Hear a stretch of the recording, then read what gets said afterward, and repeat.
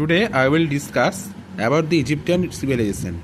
Yesterday previously I have discussed about the Mesopotamian civilization. Today I will discuss about the Egyptian civilization.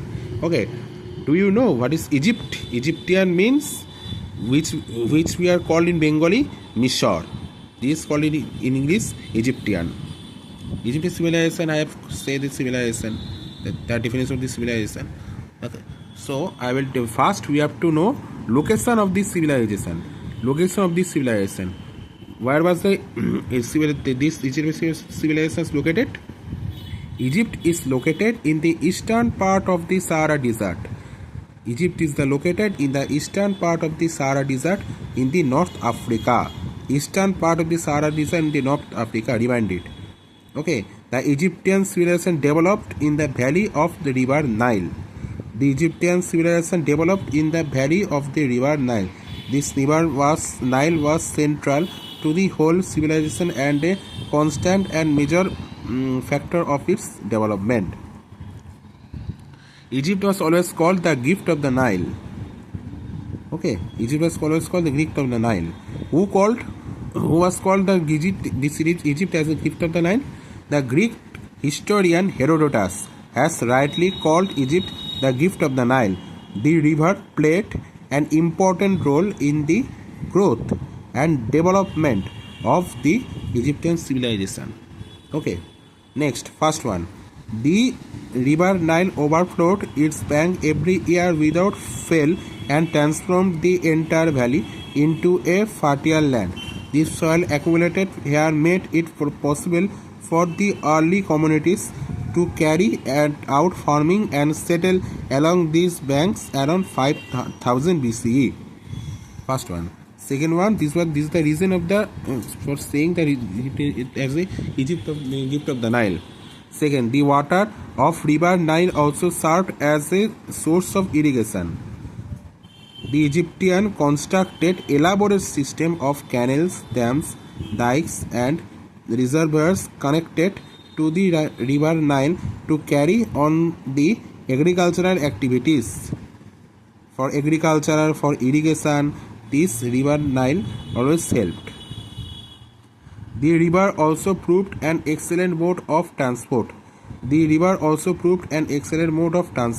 It serves as a natural highway and helps Egyptians to carry out trade with the neighboring countries.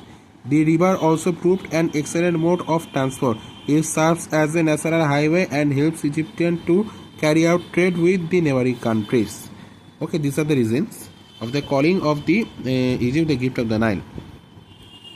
The valley of the Nile was a narrow strip of fertile land stretching along the banks of the Nile. Okay, the valley of the Nile was a narrow strip of fertile land stretching along the banks of the Nile. It was 1,200 kilometer long. The rest of Egypt was a desert, a sand and stone. The rest of Egypt was a desert of sand and stone. But this was an added advantage. It served as natural barrier and protected Egypt from foreign invasions. In addition, the deserts were rich in mineral deposits, including metals. The Egyptians used these metals to make simple tools. These tools enabled them to quarry and shape huge blocks of limestone and granite into beautiful statues, temples and pyramids. Next, Egyptian civilization. Sources. The history of Egypt has been reconstructed. Watch. The history of Egypt has been reconstructed on the basis of archaeological excavations, inscriptions and official documents. Kingdoms. The Egyptian history has been divided into several periods known as kingdoms. These periods represented stability in the Egyptian civilization. They were separated by periods of instability called the intermediate period. From the earliest time, Egypt was divided in two parts. From the earliest time, Egypt was divided into two parts: Lower Egypt, then was Upper Egypt. The Egyptian civilization began around 3100 BCE. That time, the civilization began around, point to note, 3100 BCE with the unification of the upper and lower region of Egypt under the first king, Menes or Narmer. The ancient Egypt, the king was called the Pharaoh. Who was the king of the Egypt? The king of the Egypt was Pharaoh. Okay, the Egypt has begun around 3100 BCE. Okay, the located of the was Sahara Desert. I have discussed it previously. And the king of the Egypt was Pharaoh. These 3 points have to be noted. Obviously, the history of Egypt can be broadly divided into the following periods: the early dynastic period, the Old Kingdom, the Middle Kingdom, the New Kingdom. Okay. After the end of the New Kingdom, the Egyptian civilization started to decline. The period also saw the beginning of invasions by Babylonians, Assyrians, Persians, and finally by Alexander the Great. Okay, the rule of the pharaohs came to the end of the 30 BC. The rule of the pharaohs came the end of the 30 BC. What we have discussed. After the end of the New Kingdom, the Egyptian civilization started to decline. The period also saw the beginning of invasions by Babylonians, Assyrians, Persians, and finally by Alexander the Great. The rule of the pharaohs came to an end in 30 BC. Its last ruler, Queen Cleopatra, committed suicide at the time of the Roman invasions. Egypt then became the province of the mighty Roman Empire. Okay, knowledge boosters. We have to know that Cleopatra 7 ruled ancient Egypt co-regent. Okay, first with her two younger brothers and then with their sons for almost 3 decades. She became the last in the dynasty of Macedonian rulers founded by Ptolemy, who served as general under Alexander the Great during his conquest of Egypt in 332 BC. Okay, well-educated and clever Cleopatra could speak various languages and served as the dominant ruler in all 3 or her co-regencies. Her romantic liaisons and military alliances with Roman traders Julius Caesar and Mark Antony, as well as her supposed striking beauty, earned her an enduring place in history and popular myth. Next, I will discuss about the characteristics of the Egyptian civilization. Okay, first is town planning. Next, we will discuss with society. Next, family life. Okay, characteristics with town planning. What was the planning of this Egyptian town? Okay, next, the society of the Egyptian civilization.